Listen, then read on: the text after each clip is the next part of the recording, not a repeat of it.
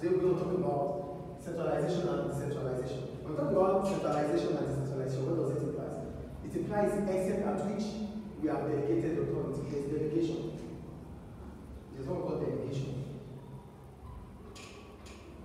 So, if this organization practices more of delegation, it is decentralized.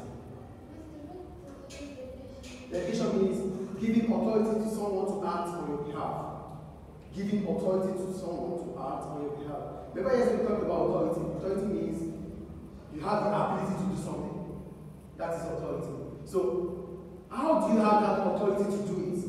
That means it has been delegated to you by maybe your manager. The manager said, oh, act on my behalf. Go supervise those people. The manager is supposed to do it, but he or she has given you that authority to do it. That is delegation.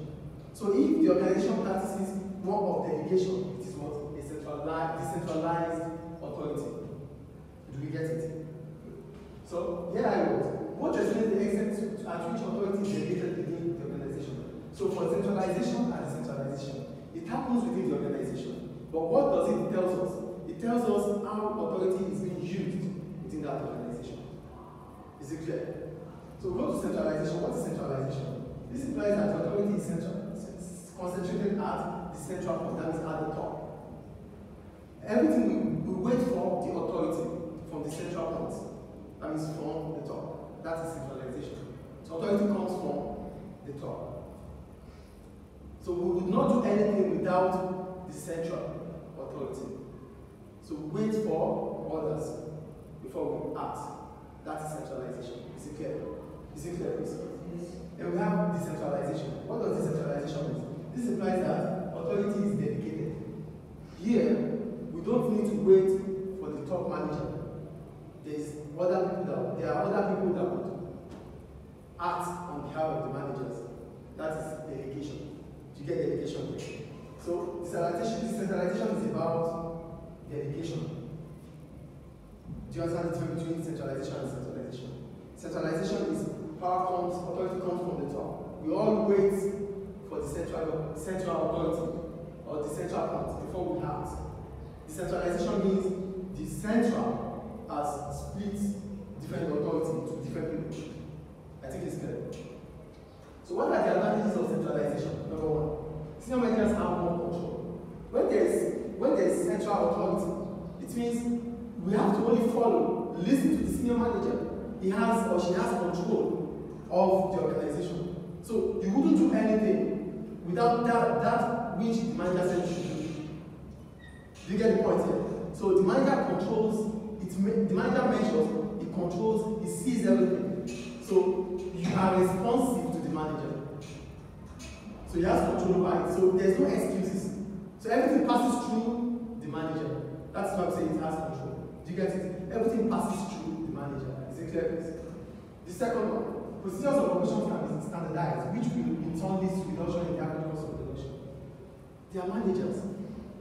Whatever they do, it has to be based on their expertise. So they are standardized. They work accurately, they work effectively. As a result of that, the company might be able to enjoy economies of scale. Do you get the point here? Everything will be standardized. And when you talk about being standardized, it means you are doing the right thing at the right time, you use the right resources at the right time. You think about quality every now and then. So at that point in time, the firm or the business will be able to manage its resources because it's coming from the senior manager. So we saw the average reduction, there will be average reduction in the cost of production, which means the firm will be able to enjoy economies of scale. Economies of scale. Is it clear? The third one, it gives balance between departments as senior managers can make decisions based on the view of the business. If there's delegation of authority, we want to talk about the problems of delegation to embrace the benefit of centralization. For delegation, if I'm being delegated to work on behalf of my manager, I could work on the view of my own initiative. Like I could do this thing based on my own point of view. But the manager will not do that. The manager will do it based on the view view of the business. Get the difference here. When you are being delegated authority, you act, you will decide, you make decisions on your own view, based on your own subjectivity or objectivity. But for managers, what do? They make whatever decision they have to make based on the view of the business. Because the business would have employed them to carry out those activities. They are well informed, they have expertise, they have knowledge, they have qualification, they have experience as managers. So whatever they have to do will be based on the view of the business. Because if the business falls, the managers can fall. Because when the business falls, the first thing they ask is, who are the managers? Yes or no? Will they ask about who are the workers? Will they ask about who are the workers? If the business falls, are they going to ask about the workers or the managers? So that's why the managers would always work in the view of the business. Because if the business falls, the manager's CV destroys. It means they failed. Nobody would want to employ them as managers anymore because they failed already. They failed their business. So you have failed the business. Why do we employ you? Do we get the point? The first one. Senior managers are skilled in making decisions, which means the quality of decision made would be better than centralized decision. They are senior managers. You can't compare them with subordinates. You can't compare them to workers. They are managers. They are senior managers. So they have skills. They have expertise. So whatever decision they make will be of quality than the skills of just a worker.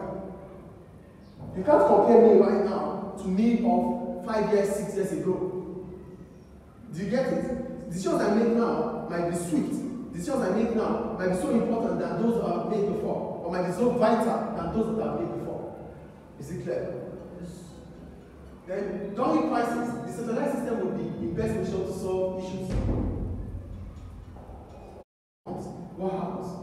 The senior managers know how to solve problems because they have faced a lot of problems. They are managers.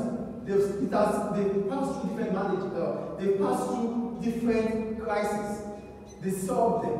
That's why they are successful. Without them solving those problems, they wouldn't get to that position of senior managers. So they can handle situations. Is it clear? So these are the advantages of centralized authority. Now we go to decentralization. What are the advantages or benefits of decentralization? Number one, it empowers and motivates workers. If there is decentralization, if there is delegation, workers, when I'm being delegated to act on behalf of my manager, I would want to do it well. I will learn new things, yes or no? That means I am being empowered. Do you get the point here? Because I'm acting on behalf of my manager, I would want to do it well.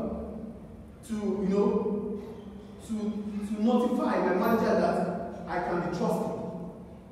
Do you get the point? So, what do? I do more. I try to research. I try to work better. That means I'm being empowered. I'm being given different kind of responsibilities to do. That means empowerment. It empowers and motivates workers. What does empowerment mean? What does it mean? It means that you have more responsibility. You get to know more things. So when you are being given authority to act on behalf of the manager, you would want to surprise the manager. You want to do better. You want the manager to praise you, and to get that, it means that you have to get the job done well.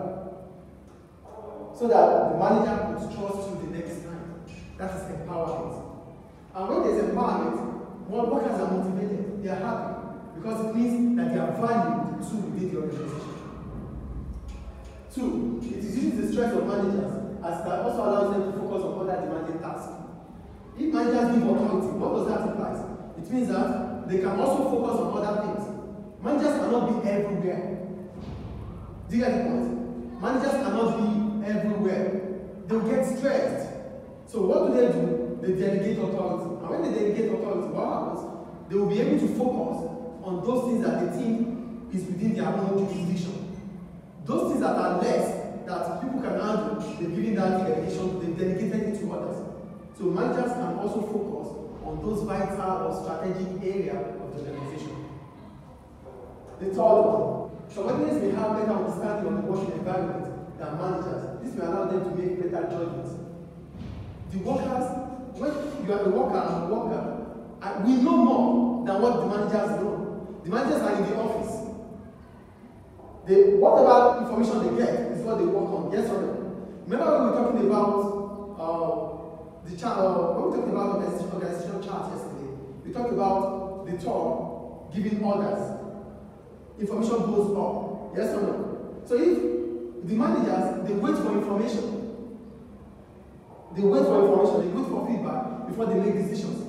But we are here, we are in the field, we are there. We know more of the environment than the managers sometimes. So because of that reason, we might be able to make better judgment than the managers. Do you get the point here? We might be able to make better judgment than the managers because we know more of the environment. Is it clear, please? Is it clear? Yes. The next one, it means about flexibility as subordinates may become quicker to adapt to different changes within the organizational operations. Sorry for the confusion. The last one, the second one, it means about flexibility as subordinates become quicker. Because they have been delegated in authority, there's delegation in authority, they have been delegated. So they become flexible, they know a lot of things, they can quickly adapt to changes within the environment. The last one, delegation is important for management development. If you want to build a manager, you have to start training them. Do you get the point? If you want to build a manager in someone, if you want someone to become a manager, you have to start training him on how to become a manager. And how do you do that? By delegation. Give him different authority, give him different opportunity to also make decisions. So managers will not get, they won't be managers in a day. They need to start practicing. So how will they be able to practice? By delegation. Give them authority to act on your behalf. See what they can do. Any question about centralization? No.